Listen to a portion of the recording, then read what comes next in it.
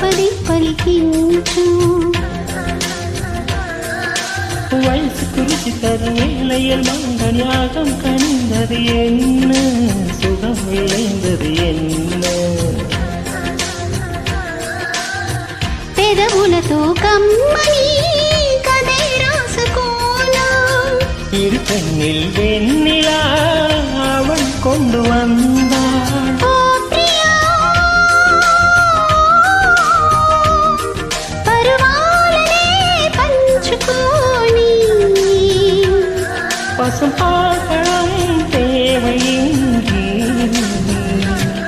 இந்த ராகங்கள் நெஞ்சுக்குள்ள பொங்குகின்ற பொன்வேளை